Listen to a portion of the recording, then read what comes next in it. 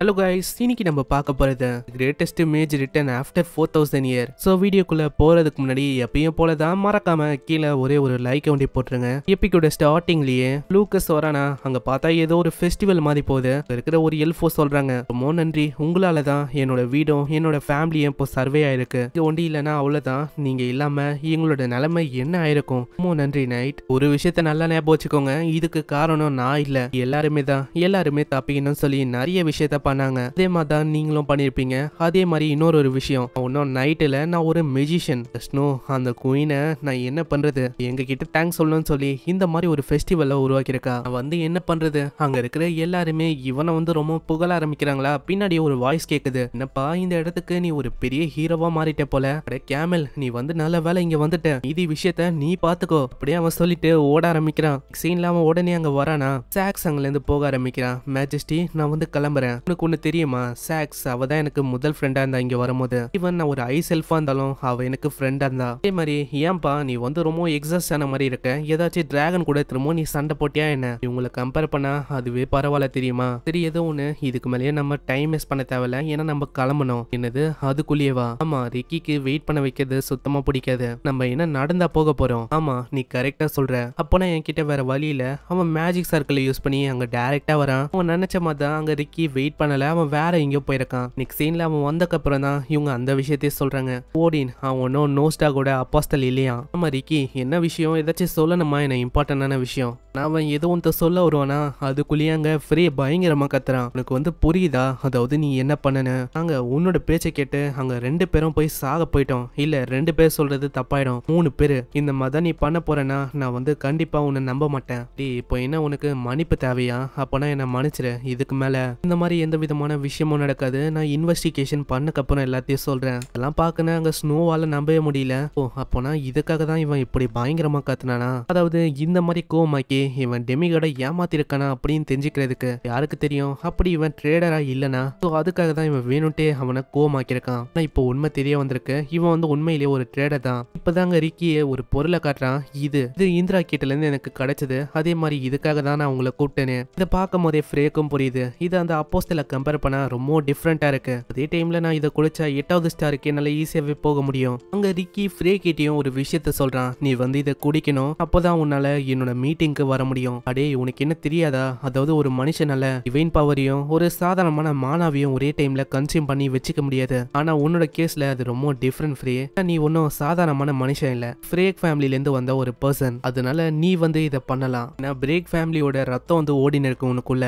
இப்போ என்னோட ஃபேமிலிக்கும் இந்த மாதிரி இதை நான் குடிக்கிறதுக்கும் என்ன சம்மந்தம் இருக்கு. நான் அப்படி குடிச்சா என்னோட டிவைன் மானாவும் என்னோட மானாவும் ஒன்னு சேர்ந்து ஒண்ணுமே இல்லாம போயிடும். அதுக்கப்புறம் என்னால மெஜிஷியனா இருக்க முடியாது, வாய்ப்பே இல்ல, என்னால இதை ஒத்துக்க முடியாது. அட ஃப்ரே, ஒரே ஒரு நிமிஷம் இதை கேள.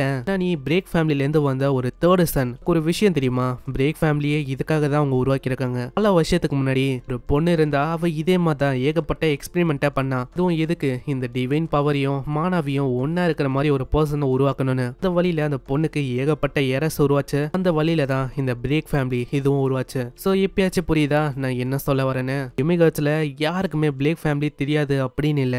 ஏன் உன்னை பத்தியும் எல்லாருக்கும் தெரியும் ஃப்ரே. நான் உன்ன மாதிரி ஒரு ஆளு, உன்னை யாருமே மதிக்கல அந்த ஃபேமிலியில, உன்னை அந்த ஃபேமிலியை விட்டு வெளியேற்றிட்டாங்க. அதுக்கப்புறம் சடனா நீ ஸ்ட்ராங் ஆன. அதுக்கப்புறம் எல்லாரோட கண்ணும் உன் மேலதான் இருந்தது. இதெல்லாம் பாக்குற அங்க ஃப்ரேவால எதையும் நம்ப முடியல. ஆமா இங்க என்னதான் போயின்னு இருக்கு. பிரேக் ஃபேமிலி உருவானதுக்கு காரணம் அந்த ரிசர்ச். எமிகடால இந்த பிரேக் ஃபேமிலி உருவாயிருக்கு. சடனா நான் எதுக்கு ஃப்ரேவோட உடம்புக்கு வந்தேன். இப்பயாச்சும் உனக்கு புரியுதா, நீ வந்து அதை குளிச்சா உனக்கு எதுவுமே ஆகாது. சோ அதனால நீ என்னோட அப்போஸ்டலா மாதிரி என் கூடயே நீ அந்த மீட்டிங்கை அட்டென்ட் பண்ண, யாருக்குமே எந்த விதமான டவுட்டும் வராது. ஃப்ரேயோட ஃபேமிலியை எல்லாருக்குமே தெரியும். சோ அவனும் அங்க யோசிச்சு பாக்குறான். ஏன்னா இசாக்கா பிளேக் அவனுக்கு பார்த்தா இந்த டெமிகோட கனெக்ஷன் இருக்கு. அதே மாதிரி இப்பதான் ரீசெண்டா அவனோட பிரதரும் சொல்லியிருப்பான், வீட்டுக்கு போக கூடாது, அங்க ஏகப்பட்ட வித்தியாசமான விஷயம்லாம் நடக்குது. இதெல்லாம் யோசிச்சு பார்த்துட்டு அங்க கொஞ்சம் டைம் வேணும் அப்படின்னு சொல்றான். சரி அந்த அளவுக்கு நீ டைம் எடுத்துக்காத, ஏன்னா எனக்கு இந்த வெயிட் பண்றது அது அவளைக்கும் பிடிக்காது. நெக்ஸ்ட் சீன்ல ஃபீனிக்ஸை காட்டுறாங்க. அங்க ஃபீனிக்ஸும் அந்த மலையை பார்த்து சொல்றா, நான் வந்து கண்டிப்பா என்னோட ப்ராமிஸை நிறைவேற்றுவேன், நீங்க சொன்ன மாதிரியே இல்லையே அந்த டஞ்சனை நான் ப்ரொடெக்ட் பண்ண போறேன், இந்த மலைகளுக்கு நான் ஒரு ரூலரா இருக்க போறேன். ஆனா அங்க போய் பார்த்தா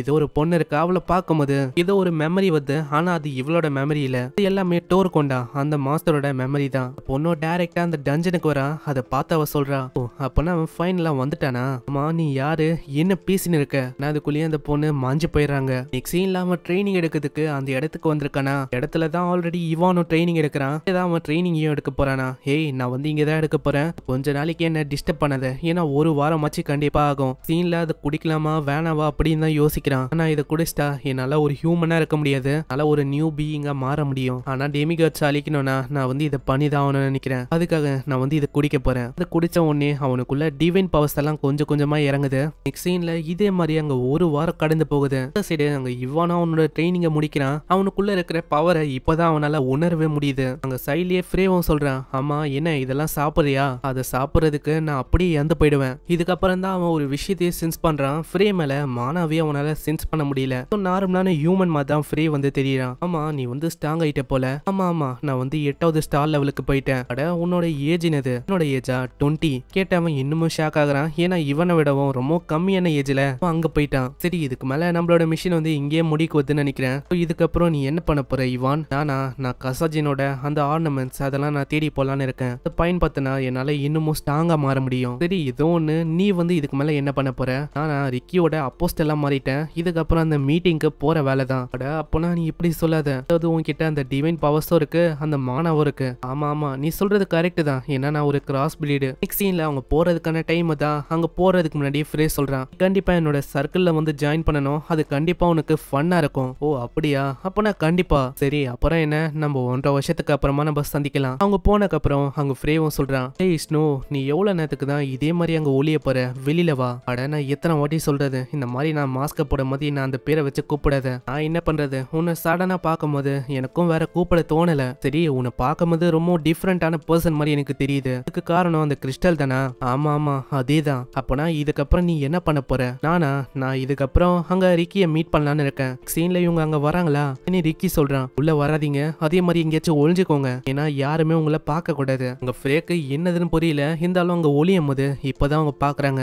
இன்னொரு டெமிகாடும் வரா, அவ ஒரு ஹைட்ரா தான். நான் இப்போதான் ஏதோ ஒரு மானாவை சென்ஸ் பண்ணேன், ஆனா இப்போ வந்து இங்க யாருமே இல்ல. அட ஹைட்ரா அதான் யாரும் இல்லல, நீ தப்பா கணக்கு போட்டேன்னு நினைக்கிறேன். இல்ல நான் வந்து யாரோ ஒருத்தங்களை இங்க சென்ஸ் பண்ணேன், அது யாரா இருக்கும்? இந்த சைடு அவங்களுக்கு என்ன பண்றதுன்னு தெரியல, ஏன்னா அங்க இருக்கிறது ஒரு ஹைட்ரா, அதாவது இதுவும் ஒரு டெமிகட் தான். சோ பார்க்கலாம் இதுக்கப்புறம் என்ன ஆகுதுன்னு. ஏன்னா இவங்க மாட்டிக்கினா அவ்வளவுதான், இவங்களோட பிளான் ஒட்டு மொத்தமா நாசமாயிடும். ஸ்னோவும் இங்கதான் இருக்கா. சரி பார்க்கலாம் என்ன ஆகுதுன்னு. மறக்காம கீழே ஒரே ஒரு லைக்கை போட்டுருங்க. அதே மாதிரி சேனலுக்கு புதுசா சப்ஸ்கிரைப் பண்ணிக்கோங்க, ஏன்னா அப்பதான் இதுக்கு வர எல்லா எபிசோடும் நோட்டிபிகேஷனா வரும். நான் உங்களை நெக்ஸ்ட் எபிசோட்ல சந்திக்கிறேன். தேங்க்யூ ஃபார் வாட்சிங். சயனரா.